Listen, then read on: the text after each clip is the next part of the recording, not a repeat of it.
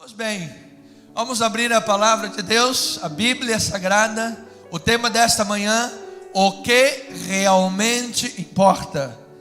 Capítulo 13 de 1 Samuel, versículos 8 a 14. Estamos agora transmitindo pelas mídias sociais. Fique conosco, acompanhe. Você que está em casa, desligue a televisão, desligue o rádio, peça licença para o vizinho que foi pedir um copo de açúcar e volte-se somente para a palavra. Não permita que nada nesse momento roube a sua atenção. Sabe que o inimigo é especialista em roubar a atenção das pessoas, e Jesus falou isso: vem o inimigo e faz o quê? Arrebata a semente. Está lá na parábola do semeador. Então o inimigo quer roubar a semente para a pessoa perder o fio da meada. Por isso eu estou indicando você ler sempre o capítulo previamente. Isso vai lhe ajudar a absorver muito mais a mensagem pregada. Então, versículos 8 a 14, diz assim a palavra do Senhor: Esperou Saul 7 dias, segundo o prazo determinado por Samuel. Não vindo, porém, Samuel a Gilgal, o povo se foi espalhando dali. Então disse Saul: trazei-me aqui o holocausto e ofertas pacíficas. E ofereceu o holocausto. Mal acabara ele de oferecer o holocausto, eis que chega Samuel. Saul lhe saiu ao encontro para o saudar. Samuel perguntou: que fizeste? Se fosse aqui no sul, ia falar, no sul não, no nordeste: que fizeste, cabra da peste? É isso que ele ia perguntar: que fizeste? Respondendo Saul: vendo que o povo se ia espalhando daqui, e que tu não vinhas nos dias aprazados, e que os filisteus já se tinham ajuntado em Micmas, eu disse comigo: agora descerão os filisteus contra mim a Gilgal, e ainda não obtive a benevolência do Senhor, e forçado pelas circunstâncias, ofereci holocaustos. Então disse Samuel a Saul: bye bye. Em outras palavras, procedeste neciamente em não guardar o mandamento que o Senhor teu Deus te ordenou. Pois teria agora o Senhor confirmado o teu reino sobre Israel, que apanta para sempre. Já agora não subsistirá o teu reino. O Senhor buscou para si um homem que lhe agrada, e já lhe ordenou que seja príncipe sobre o seu povo, porquanto não guardaste o que o Senhor te ordenou. Que esta palavra enriqueça, abençoe as nossas vidas, em nome de Jesus. Pai amado e bendito, a tua palavra é sagrada, a tua palavra é viva, a tua palavra é eficaz. O poder que está contido na Escritura, na revelação divina, é um poder transformador. Ele trabalha em nossas mentes, ele produz renovação, transformação mental, ele lapida o coração, ele apara as arestas, ele fecha as brechas dos nossos muros de proteção. Ele transforma-nos a tal ponto, oh glórias, que aprendemos a pensar como Deus, aprendemos a elevar os pensamentos cativos à obediência tua, para que assim avaliemos as situações com os parâmetros de Deus, com a profundidade da fé, e assim obedeçamos a Deus sob quaisquer circunstâncias. Pois certo é, Pai, que Tu és um Deus soberano e sobre todas as coisas. Aquilo que a nós nos amedronta, as ondas grandes e bravias que nos amedrontam, estão na verdade debaixo dos Teus pés. Tu andas sobre as águas. Queremos então aprender com o texto, queremos aprender com a palavra, queremos aprender de Ti, para que possamos avaliar todas as coisas conforme a Tua vontade e em obediência vivermos para o Seu inteiro agrado. Ensina-nos, Pai, o que realmente importa, em nome de Jesus. E o povo de Deus diga amém e amém. Lindo louvor, amado, lindo louvor, glória a Deus.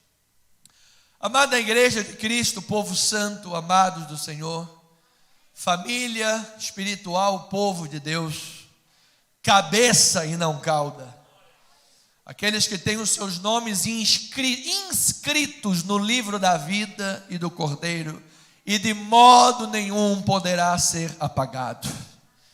Ah, igreja abençoada, com toda a sorte de bênçãos em Cristo Jesus.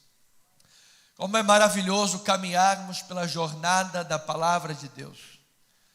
Como é maravilhoso caminhar pelas páginas da Bíblia Sagrada. E capítulo a capítulo, adentrarmos os desdobramentos do povo de Deus, os desdobramentos da relação de Deus com o seu povo, tendo em mente que a relação de Deus com o seu povo sempre foi uma relação salvífica. Deus se relaciona conosco de forma salvadora. Deus se relaciona conosco de forma libertadora. Por isso Ele nos tira das trevas para a luz. Ele tira o povo do Egito para Canaã. Ele tira o povo das garras e grilhões da morte para o seio de Abraão e os braços do Pai para toda a eternidade. Assim sendo, o nosso Deus é Salvador. Diga glória a Deus por isso. E este Deus Salvador estabelece o contrato, a forma pactual. Nós estamos num contrato com Deus unilateral. No momento quando você faz um contrato jurídico com alguém, ambas as partes veem lá, eu quero isso, você quer aquilo, não, tem que ser assim. Você estabelece acordo. Com Deus é diferente. Com Deus Ele diz, olha, esse é o acordo e me obedece. Porque Deus é soberano. Porque Deus é o único. Olha, eu me vangloriar é idolatria. Mas Deus buscar a sua própria glória é uma atitude de amor para conosco. Porque não existe ninguém como Deus. E se Deus não tiver a sua própria glória exaltada e protegida, quem seríamos nós? De modo que se Deus pudesse ser maculado, destruído, ou sua glória se esvair, isso comprometeria também a nossa vida, o nosso futuro e a nossa eternidade. Portanto, olhando sobre todos os aspectos e sobre todos os ângulos possíveis, o que realmente importa é estar em obediência a este Deus. Diga com os seus lábios, o que realmente importa é estar em obediência a Deus. Deus soberano, eterno, sábio, perfeitamente justo. Nele não há injustiça. Perfeitamente santo. Ele é o Todo-Poderoso. Quem quer estar em obediência a este Deus, diga glória a Deus por isso. Então, vale lembrar a amada igreja, como dizem os alemães, estabelecer um Sitzleben. O Sitzleben nada mais é que o ponto onde estamos. Se você pega um livro para ler de 500 páginas, e você está na página 250, significa dizer que você tem 250 para trás, que você já leu, e você conhece o contexto, e tem mais 249 fora que você está lendo para frente. Ou seja, você está nesta página. Esta página é o Sitzleben. Então nós vamos estabelecer este Sitzleben para uma perfeita compreensão do que estamos lendo. Então no capítulo 11, diz que Naás, dos Amonitas, queria humilhar o povo de Israel. Ele já havia vencido toda a circunvizinhança. E quando chegou diante do povo de Israel, ele disse: vou acabar com vocês. E os israelitas, numa atitude desesperada, disseram: não nos faça isso, vamos fazer algum tipo de acordo. E numa atitude de desejar humilhar o povo de Deus, ele disse: eu vou vazar um dos vossos olhos, para que vocês fiquem cegos de um olho, e então vocês se rendam a mim. Eu terei, portanto, 2 coelhos numa cajadada só. Vou vencê-los, cegar de um olho só, e ainda terei os meus súditos aptos para me servir. Uma vez se eu vazar os 2 olhos, vocês não poderão mais ter serventia para o reino. Então esse foi o drama vivido no capítulo 11, mas que nós vimos a intervenção de Deus, a capacitação de Deus para Saul, que apesar da sua superficialidade e inadequação, Deus, em amor e promessa ao seu povo, fortaleceu aquele homem e deu a vitória sobre os amonitas. E isso já nos começa a mostrar algumas coisas. Em primeiro lugar, amado, apesar de toda a nossa incapacidade ou debilidade ou limitação, Deus é quem te dá a vitória na tua vida, amado. Por mais poderoso que seja o teu inimigo, por maior que sejam os teus adversários, não temas, eu te ajudo, não te assombres, eu sou o teu Deus, eu te sustento, eu te ajudo, eu te tomo pela mão direita e eu te digo: eu estou no controle de todas as coisas. A última palavra vem do Senhor. Depois do capítulo 12, Israel atende o chamado de Samuel e renova a sua aliança com o Senhor. Foi o que nós vimos sexta-feira. Samuel confrontou o povo de Deus com a palavra e disse: se vocês e o vosso rei obedecerem a Deus, virá a vitória. Mas se vocês e o vosso rei se desviarem para outros caminhos, que em todos os contextos, inclusive as semelhanças do hebraico, apontavam: se vocês se desviarem para outros deuses, então vocês serão punidos pela pesada mão de Deus. Em outras palavras, como diz a famosa expressão hebraica: Shema Israel, Adonai Eloheinu, Adonai Echad. Ouve, ó Israel, o Senhor teu Deus é o único Senhor. O povo atendeu este chamado. E nós também temos um chamado neste lugar para dizer à nação brasileira, ao mundo e às nossas famílias: eu tenho um único Deus e o seu nome é Jesus. Ele é o Deus da minha família, Ele é o Deus da minha casa, Ele é o Senhor do meu coração, Ele é o pastor da minha alma, é Jesus. Diga glória a Deus por isso.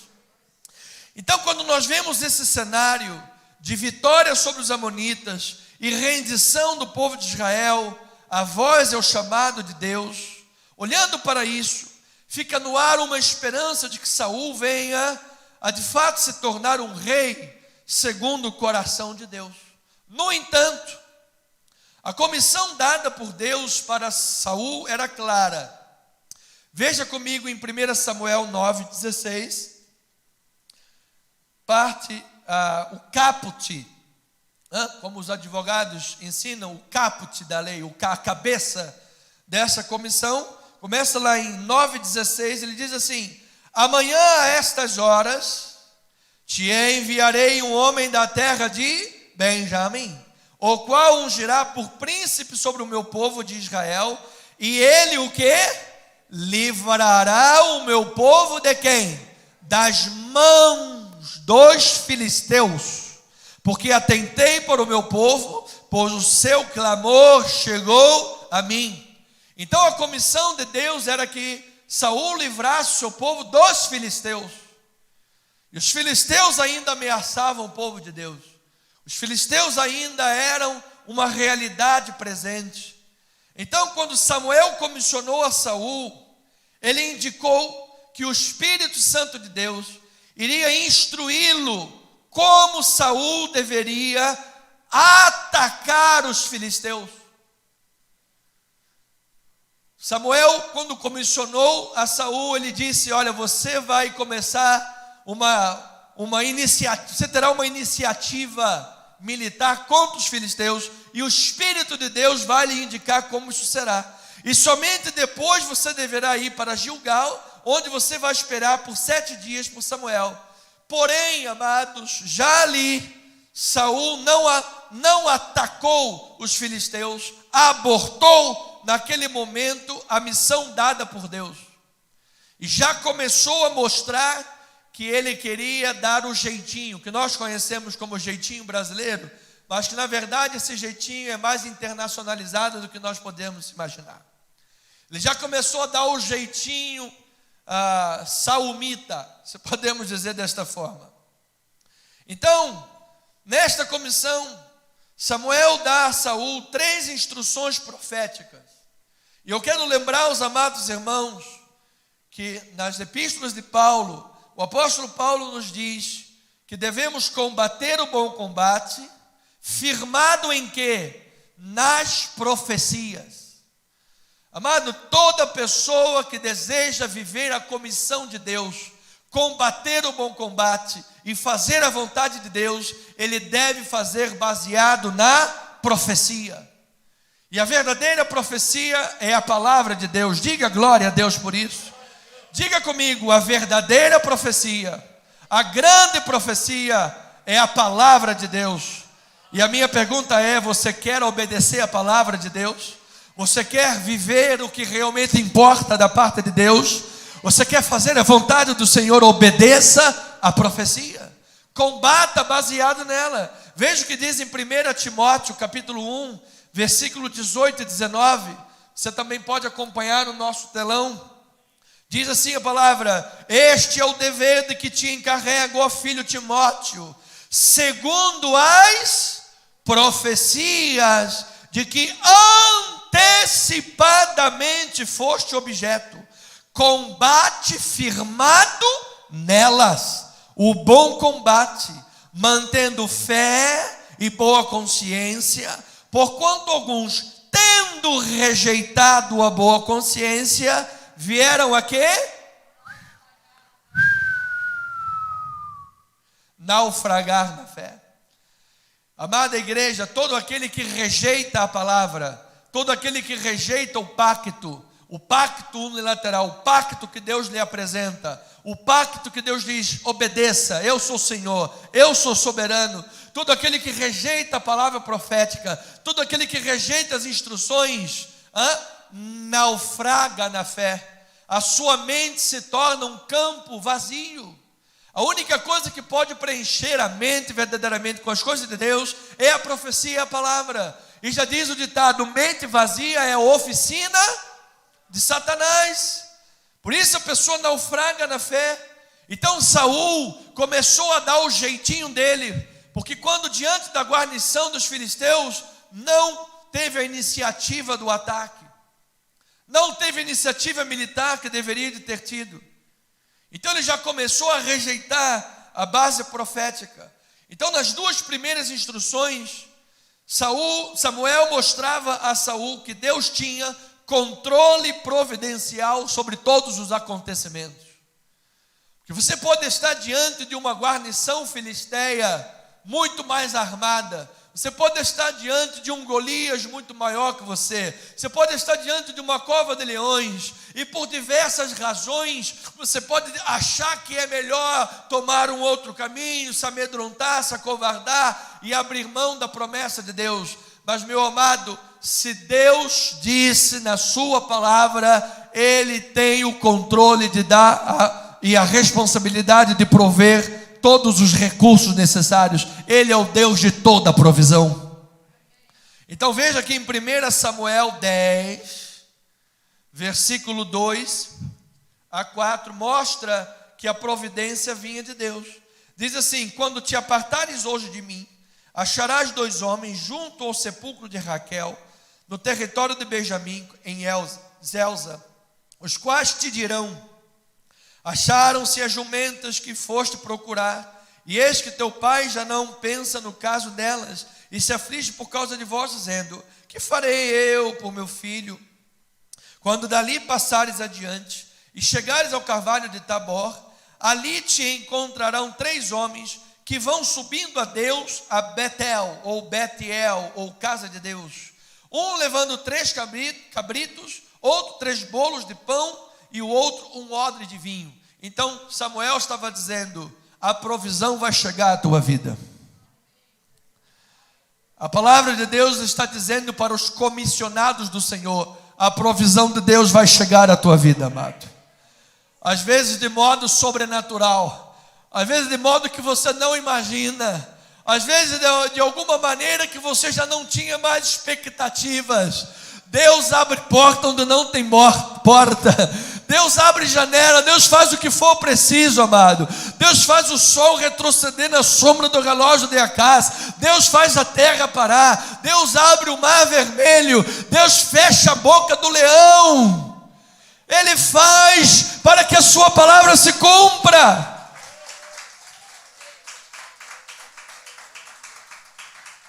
Então, em outras palavras, Samuel está dizendo: a provisão está nas mãos de Deus. Depois, na terceira instrução, ele mostrou que Deus escolheu a Saul para ser um instrumento, que Deus iria capacitar pelo Espírito para realizar a tarefa que lhe foi confiada. Amado, já dizemos muitas vezes, e vale a pena repetir: Deus não chama capacitados, Ele capacita a quem Ele chama. Ele transforma, amado irmão, um pastorzinho do deserto, que fica lá no deserto pastoreando o rebanho de seu pai, num maior rei que Israel já teve. Ele pega um Gideão malhador de trigo, cuja família é a menor de Manassés, e o faz ser libertador perante os midianitas, opressores. Este é o nosso Deus. Este é o Deus que faz. Então ele estava comissionando a Saul, dizendo: eu darei a provisão, eu vou lhe capacitar. Veja o versículo 5 a 7 de Samuel 10. Ele diz assim: então, olha lá, depois disso, então seguirás Gibeá Elohim, onde está a guarnição dos filisteus, e há de ser que entrando na cidade encontrarás um grupo de profetas que descem do alto, precedido de saltérios e tambores e flautas e harpas, e eles estarão profetizando. O Espírito do Senhor se apossará de ti, profetizarás com eles, e tu serás mudado em outro homem. Antes do 7, esse Espírito do Senhor se apossará. Ele só acontece em 3 ocasiões anteriores referentes a Sansão, e todas elas referentes à força física ou capacidade militar. Então o texto hebraico está dizendo: Deus vai te dar capacitação militar para que você vença os filisteus. Eu recebo esta palavra. E aí ele diz, versículo 7: quando estes sinais sucederem, faz o que a ocasião te pedir, porque Deus é contigo. Amado, que o Espírito de Deus nos capacite esta manhã com toda a sabedoria bíblica. Olha, nós todos já temos o Espírito Santo. Diga: eu creio em Deus. Diga assim: eu confesso Jesus. Ele é o meu Salvador, Ele é o meu Senhor, o único, eterno, exclusivo Salvador. Por isso eu tenho o Espírito Santo. Entretanto, Paulo disse a todos os cristãos: enchei-vos do Espírito. Amado, esta é uma ordenança para todos nós: enchei-vos do Espírito. Enchei-vos do Espírito. Amado, que você esteja tão cheio do Espírito, que você comece a transbordar, e que através da tua vida aconteça um grande avivamento neste país, que através da tua vida aconteça um grande avivamento nesta nação, que através da igreja de Jesus, igreja transbordante do Espírito, se faça chover a glória de Deus, e assim como as águas cobrem o mar, o Espírito de Deus e a sua glória cubra o Brasil. Aleluia! E que se faça ouvir em toda a terra que Deus é o Senhor desta nação. Nós não somos servos de Astarotes, nós não não somos servos dos Baalins, nós não somos servos de Dagom, nós não somos servos do mundo, nós não somos servos de Satanás. O Deus desse país é Jesus Cristo. E aquele que tem ouvidos, ouça o que o Espírito diz à igreja. Então, a promessa era que Deus lhe capacitaria para realizar a tarefa de vitória contra os filisteus. Porém, a recusa de Saul, já no início, em não ter a iniciativa contra os filisteus, e depois a recusa de Saul em declarar para o seu tio, está lá nos versículos 14 a 16, sobre o reinado que Samuel lhe havia dito, já mostrava a sua relutância pessoal em cumprir a comissão divina de livrar Israel dos inimigos filisteus e de ser um governante segundo o coração de Deus. Você se lembra que em 9:16 Deus estava dizendo: olha, você vai encontrar um benjamita e ele livrará o meu povo das mãos de quem? Dos filisteus. Então essa era a promessa, essa era a comissão. E ali desde o início Saul começou as suas esquivas ao chamado de Deus, as suas desculpas aos chamados de Deus. E todos nós temos às vezes, irmãos, um pouco de Saul em nós.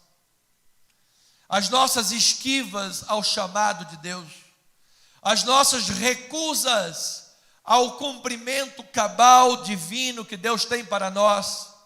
Olha, eu declaro que tu sejas um pai exemplo para os seus filhos, mãe sábia que edifica o teu lar, esposa, marido, homem, mulher de Deus. Eu declaro que cumpramos as nossas missões nos mais diversos departamentos que somos pedidos e chamados por Deus para com excelência responder a esta nação a esperança verdadeira que há em nós. E as pessoas olharão em ti e dirão: rapaz, aquilo ali é um marido exemplar, aquela mulher é uma esposa sábia. Sim, aquele casal é um casal de Deus, aquela família é bendita do Senhor. Eis ali um cumpridor cívico dos seus deveres e obrigações. Eis ali uma pessoa séria no seu trabalho, não se mete em fofoca, não se mete em disse que me disse, não se põe em questões vexatórias. É uma pessoa de Deus.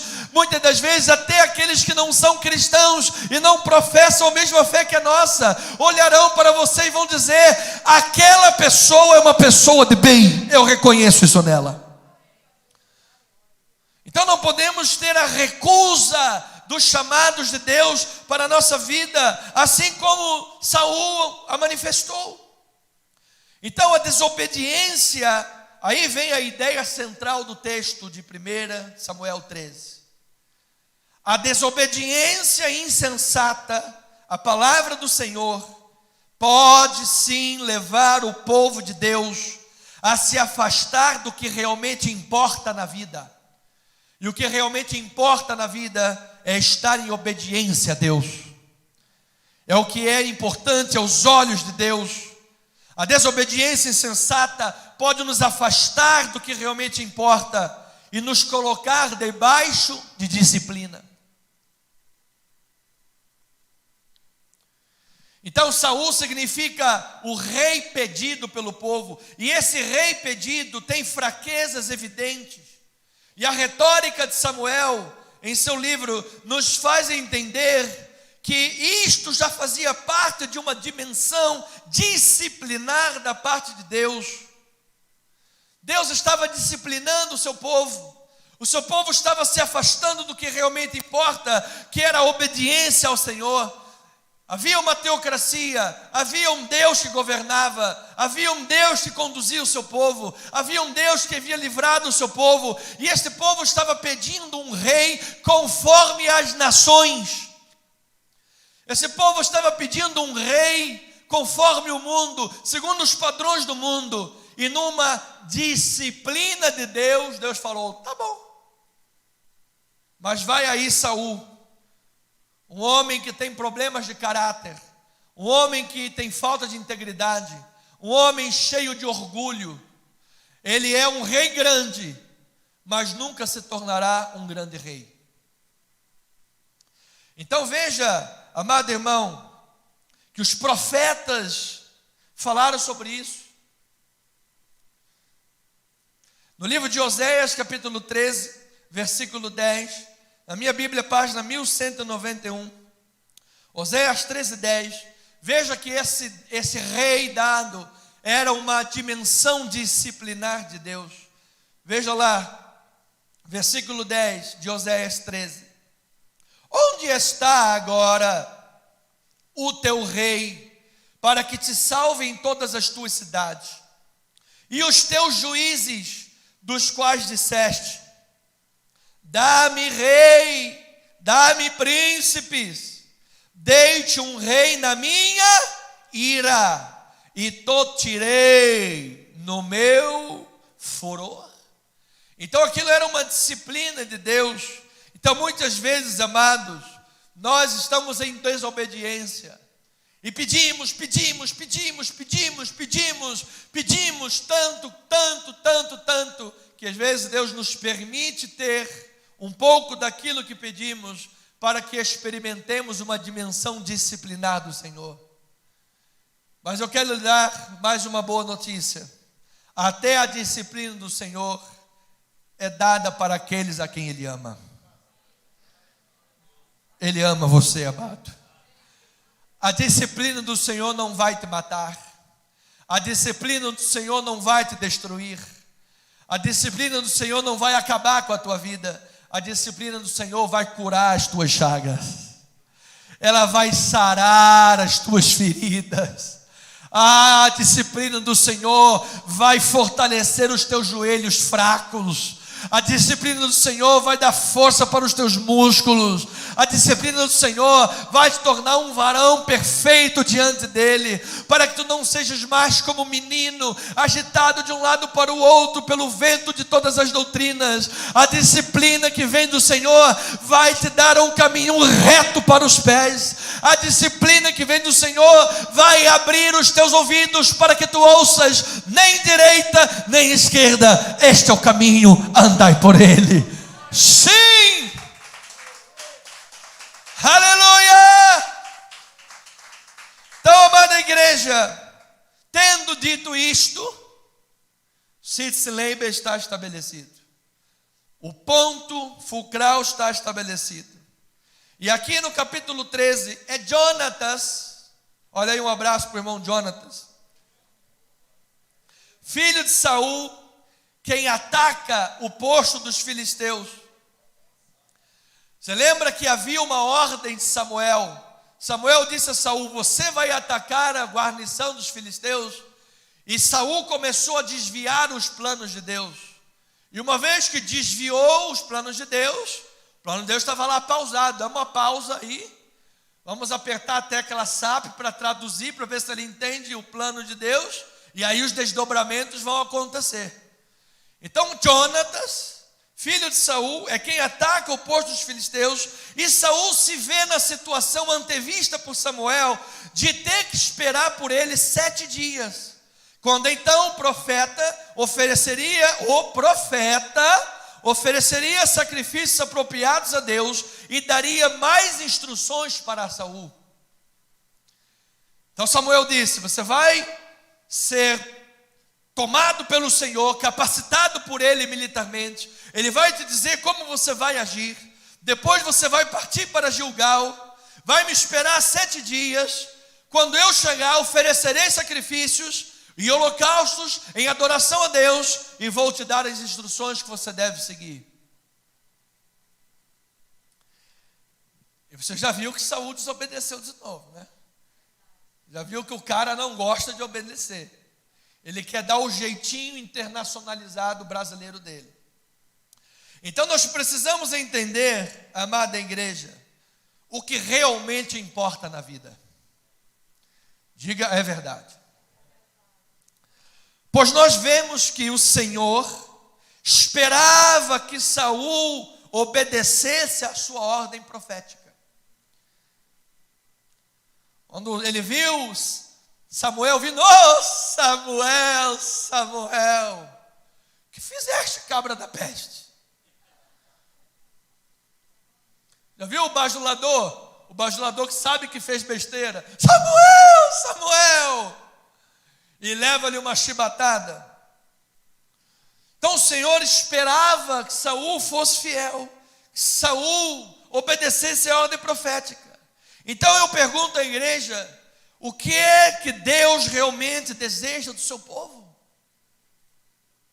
Saul não entendia o que importa. Saul se colocou no lugar do profeta. Saul agiu como se profeta fosse.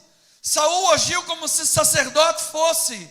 E diz a palavra, coagido pelas circunstâncias, uma vez que Samuel não chegou no tempo aprazado dos 7 dias, o povo de Israel começou a se dispersar, e cerca de 80% do povo se dispersou, e então Saul olhou e disse, gente, o profeta não chegou, 80% do meu povo foi embora, só estou com 20% dessa gente aqui.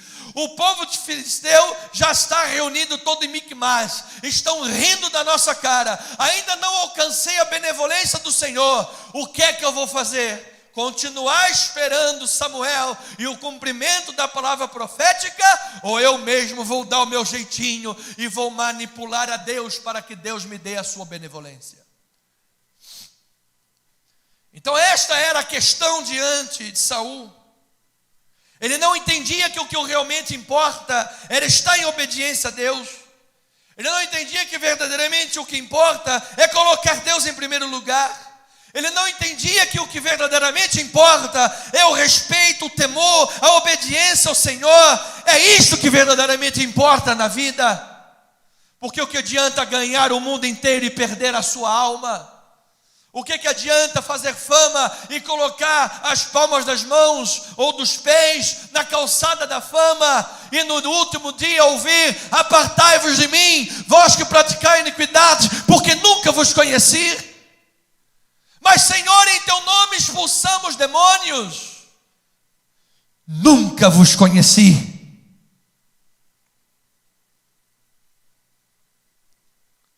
Então Saul é apresentado claramente, amados, como um rei qualificado com base na aparência física superficial. Amados, nós não podemos ser crentes superficiais. Nós não podemos ser crentes apenas baseados nos olhos. Deus está vendo lá, amado, o que está no teu interior. O que adianta entrar na igreja, não corta o cabelo, não pinta as unhas, tem que vestir um roupão até lá embaixo, calça social com chinela havaiana e roupa até lá embaixo, não pode cortar, não pode raspar as axilas. O que adianta isso? Aí a pessoa chega na igreja com aquela, como dizia o antigo pregador, aquela samambaia chorona. Aí o presbítero Jorge vai ficar lá na porta da igreja, segurando uma varinha, aí vai passar, irmão, levanta aí o braço, aí a pessoa levanta o braço, aí ele vai passar a varinha, vai, fez barulhinho, tá bom, pode passar. Imagina, mas o que adianta? Aí a pessoa diz, eu estava ouvindo isso na internet, amado, esses dias. O pastor, falso profeta, capeta, satanás do inferno, do diabo, chamou uma mulher lá na frente, aí falou, pega o cabelo aí. A mulher botou o cabelo na frente, cortou o cabelo. Aí disse, uma coisa que eu não entendi, o Espírito falou assim, gente, é diabo, é satanás. Não deu nem para entender que o cara estava repreendendo a mulher porque ela cortou o cabelo. O que adianta isso, amado? E tantas outras coisas mais que não vale nem a pena falar. Mas eu vou dizer uma coisa, Deus quer o teu coração profundamente transformado, amado. Aquele que beber desta água, do seu interior fluirão rios de água viva, amado. Então, Saul é um rei qualificado fisicamente, de forma superficial. Ele é uma pessoa com deficiências sérias de caráter, deficiências que foram prefiguradas pelos líderes ineficientes do período dos juízes. A Bíblia hebraica, ou seja, o Antigo Testamento da nossa Bíblia cristã, ela estabelece diversos paralelismos de histórias, onde nós vemos a história de Abraão, tem semelhanças com a história de Isaac, história de Jacó. Algumas cenas parecem até que é repeteco, ou seja, são questões cíclicas que vão acontecendo. Se você hoje for a uma psicanálise, ela vai dizer que vai fazer uma terapia sistêmica familiar, com repetições de casos na família. Olha, se o vovô adulterou, cuidado que teu filho vai adulterar também. Eu quero declarar, amado, que toda maldição já foi quebrada na tua família, amado. Que da tua descendência para baixo, a tua ascendência, tu és família bendita no Senhor, amado. Então, prefigurava o caráter deficiente dos líderes, e sendo semelhante ao próprio Eli, sacerdote, que em detrimento da vontade do Senhor, deu prioridade aos filhos. Deus disse: Eli, você precisa exortar os seus filhos que estão envergonhando o reino. E ele falou: Deus, eles são meninos, são crianças, deixa para lá, vamos fazer vista grossa. Amado, o que realmente importa é fazer a vontade de Deus. Depois ele perdeu o sacerdócio e perdeu os filhos. O que ele tentou proteger à luz da sua sabedoria humana, ele perdeu. Aquele que guarda ou ganha a sua vida, perderá. Agora aquele que perde e abre mão em nome de Jesus, ganhará a sua vida perante o Senhor, amado.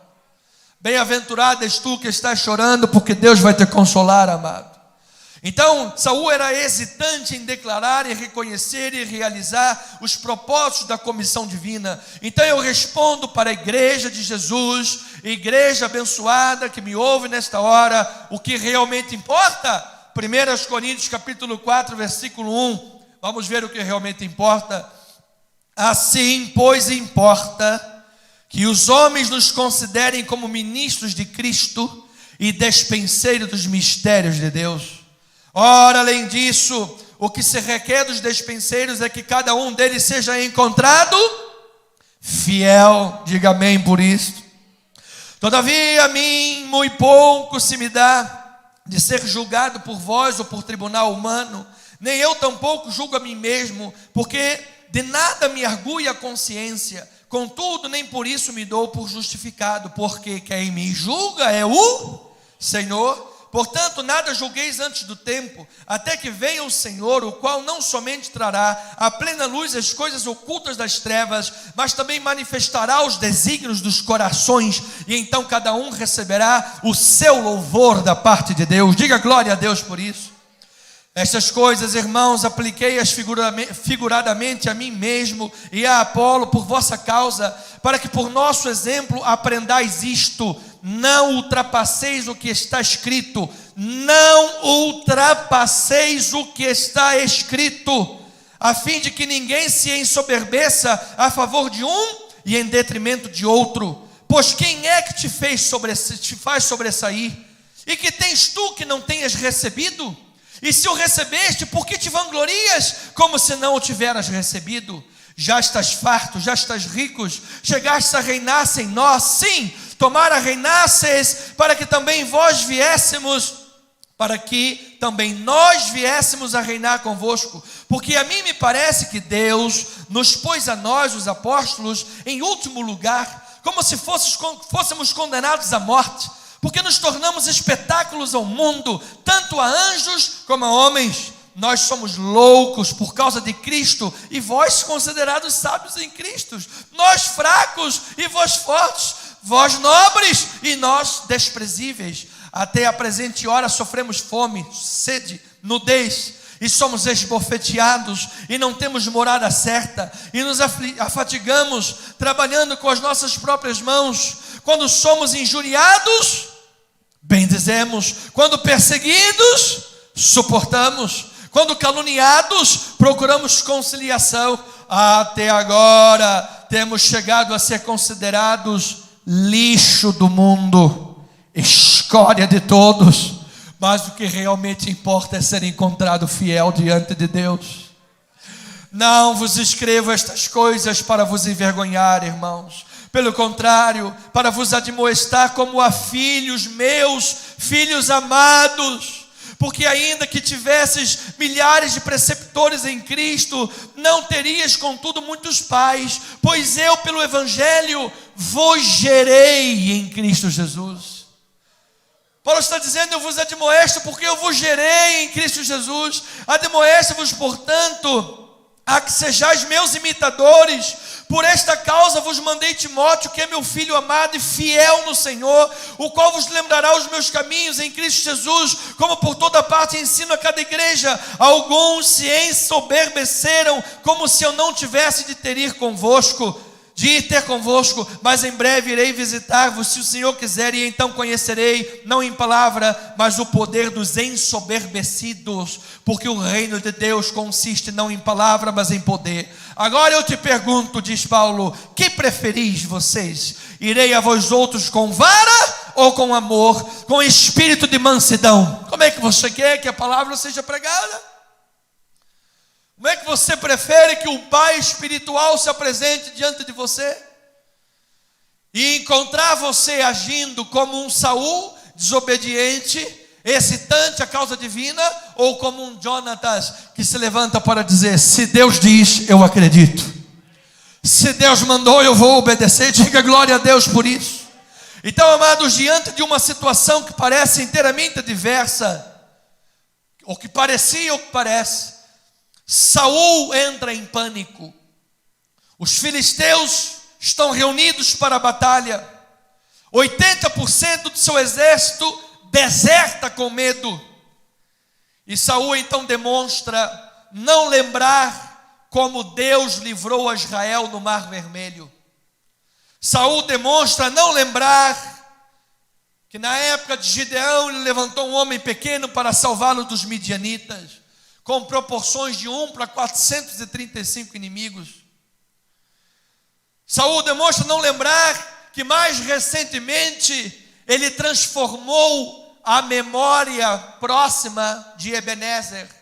Porque em primeiro momento com Eli, o desobediente, houve vergonha em Ebenezer, mas posteriormente em Ebenezer, perante os sacrifícios e holocaustos oferecidos por Samuel, na hora do sacrifício da obediência diante de Deus, os filisteus se levantaram e Deus trovejou, e naquela pedra recebeu o nome de Ebenezer, que significa: até aqui nos ajudou o Senhor.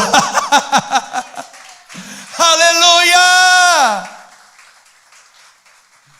Saul demonstrou se esquecer que Deus estava com eles, até mesmo na sua própria campanha contra os amonitas, quando Naás se levantou e disse: eu não quero apenas vencer Israel, eu quero humilhá-los. Eu vou vazar um dos olhos de vocês, e vocês serão meus escravos, cegos de um olho.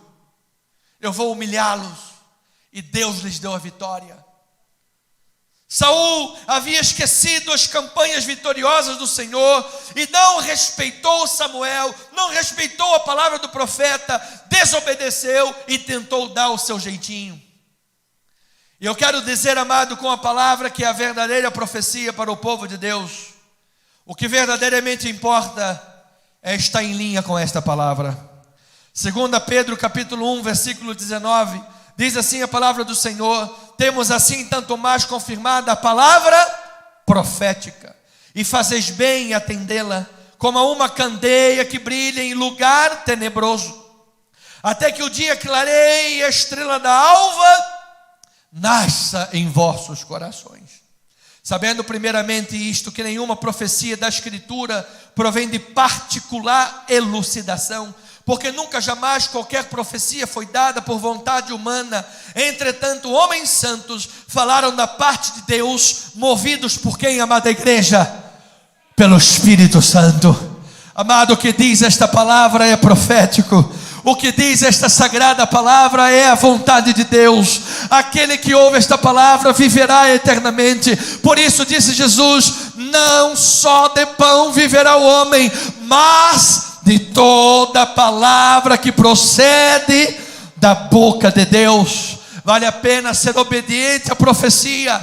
vale a pena estar em linha com o profeta. Samuel disse: Saul, você deveria de ter levantado a campanha contra os filisteus, não levantou. Então Jonatas levantou, e você se viu no quadro que eu havia falado, de estar diante dos filisteus e ter que me esperar por 7 dias, mas você viu 80% do povo com medo e desertando, te abandonando, ficando só com um gado pingado de gente. Você viu os filisteus acampados em Miquimás, prontos a descer contra Israel. Você teve medo, e esse medo te dominou, e você desconsiderou a profecia, e você desconsiderou a palavra, e você se esqueceu do Deus que abriu o mar vermelho, do Deus que fechou a boca dos leões. Você se esqueceu do Deus que fez grandes obras a favor do seu povo. Sim, você se esqueceu, e por isso você pensou de si além das Escrituras.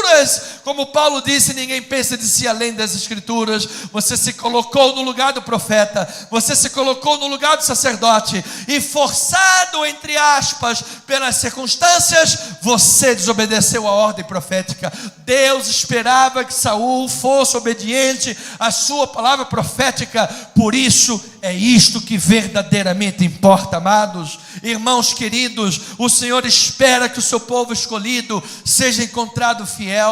Não apenas os líderes, mas todo o povo de Deus deve seguir o mesmo exemplo de fé e obediência. Diga amém por isto, amado. Paulo disse a seu filho, a seus filhos na fé, disse: eu quero que vocês sejam meus imitadores. Diga amém por isso.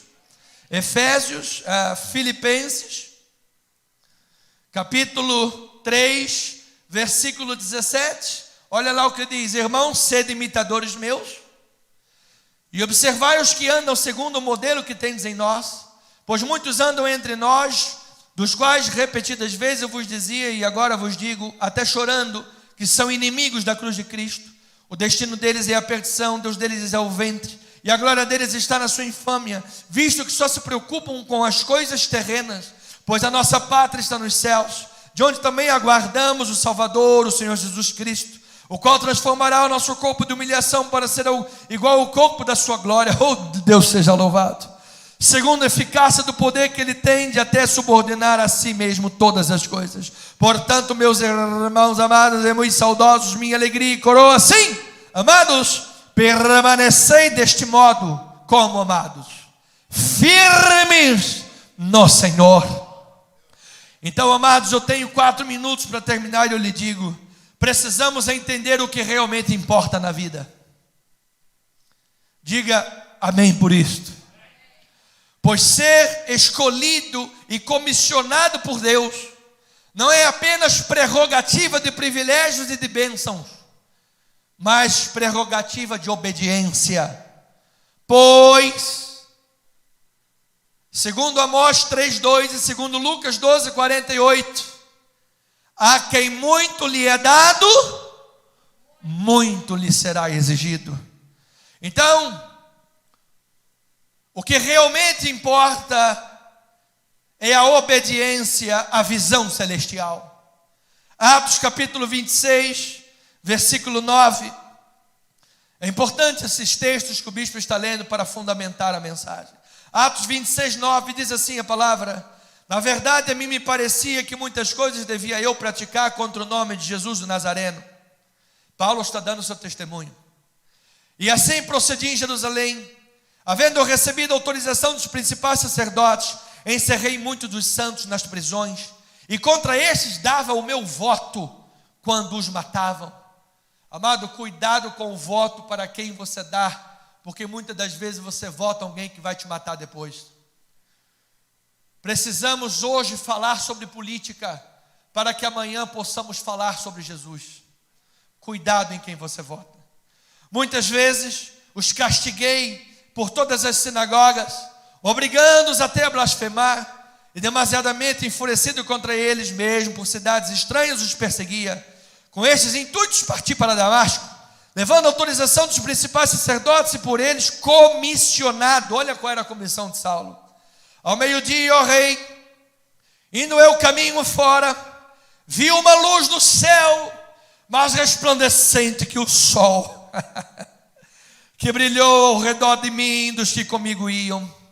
E caindo todos nós por terra, ouvi uma voz que me falava em língua hebraica: Saulo, Saulo, por que me persegues? Dura coisa recalcitrares contra os aguilhões.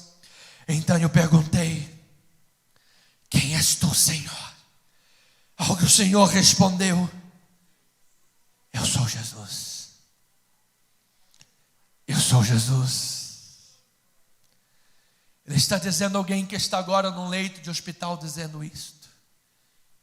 Você que está recalcitrando contra os aguilhões: eu sou Jesus, a quem tu persegues. Mas levanta-te e firma-te sobre os teus pés, porque para isto te apareci, para te constituir ministro e testemunha, tanto das coisas em que me viste, como daquelas pelas quais te aparecerei ainda, livrando-te do povo e dos gentios para os quais eu te envio, para lhes abrires os olhos e os converteres das trevas para a luz, e da potestade de Satanás para Deus. Aleluia. A fim de que recebam eles remissão dos pecados e herança entre os que são santificados pela fé em mim. Pelo que, ó rei Agripa, o que realmente importa é isto: não fui desobediente à visão celestial, mas anunciei primeiramente os de Damasco e em Jerusalém, por toda a região da Judeia, os gentios que se arrependessem e se convertessem a Deus, praticando obras dignas de arrependimento. Por causa disto, alguns judeus me prenderam e, estando eu no templo, tentaram matar-me, mas alcançando socorro de Deus, permaneço até o dia de hoje, dando testemunho, tanto a pequenos como a grandes, nada dizendo senão o que os profetas e Moisés disseram haver de acontecer, isto é, que o Cristo devia padecer, e sendo o primeiro da ressurreição dos mortos, anunciaria a luz ao povo e aos gentios.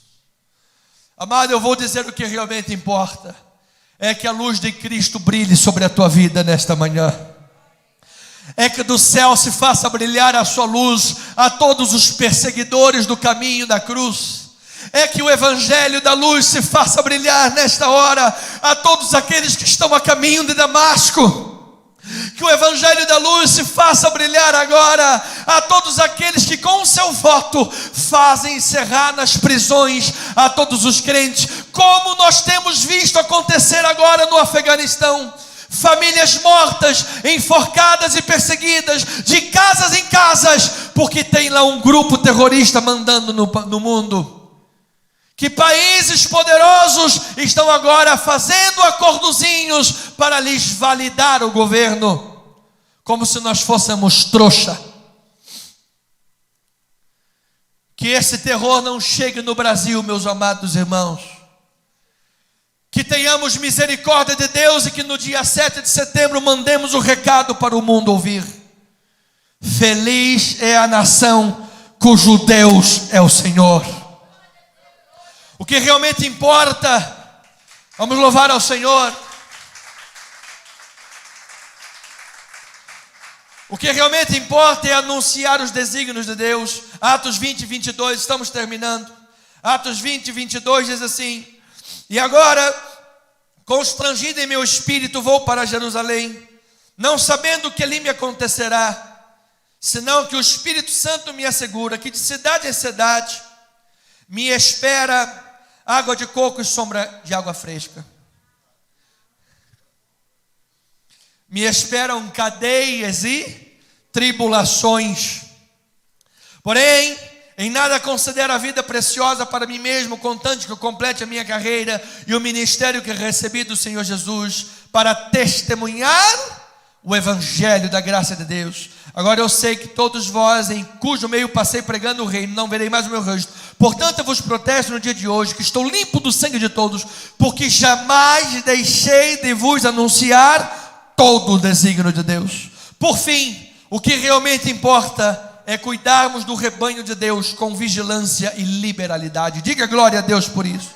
Versículos 28 a 35 diz a palavra: atendei por vós e por todo o rebanho, sobre o qual o Espírito Santo vos constituiu bispos, para pastoreardes a igreja de Deus, a qual ele comprou com o seu próprio sangue. Eu sei, depois da minha partida, dentre vós penetrarão lobos vorazes, que não pouparão o rebanho, e que dentre vós mesmos se levantarão homens pervertidos, homens falando coisas pervertidas para arrastar os discípulos atrás deles. Portanto, vigiai, lembrando-vos de que por 3 anos, noite e dia, não cessei de admoestar com lágrimas a cada um. Agora, pois, encomendo-vos ao Senhor e à palavra da sua graça, que tem poder para vos edificar e dar herança entre todos os que são santificados. De ninguém cobicei prata, de ninguém cobicei ouro e nem vestes. Vós mesmos sabeis que estas mãos serviram para o que me era necessário, a mim e aos que estavam comigo. Tenho-vos mostrado em tudo que, trabalhando assim, é mister socorrer os necessitados e recordar as palavras do próprio Senhor Jesus. Mais bem-aventurado é dar que receber. Por isto, amada igreja, entenda nesta manhã o que realmente importa, pois esta compreensão nos ajudará a nos manter na direção do Senhor e no caminho certo. Diga amém por isto. Esta compreensão jamais permitirá que Deus fique em segundo plano nas decisões das nossas vidas. Esta compreensão é importante para que não sejamos pessoas superficiais, rasas, como foi Saul, desobediente à voz profética. Ao contrário, andemos na vida com profundos e legítimos significados da parte de Deus. Compreender o que realmente importa é o que vale na vida, para que diante das pressões, das adversidades e até mesmo da perseguição, mantenhamos o nosso posicionamento. Eu sei em quem eu tenho crido, fui chamado por Deus, espero em Deus e estou pronto a obedecê-lo a qualquer custo, mesmo que os filisteus desçam de Micmas. Deus é poderoso para me livrar.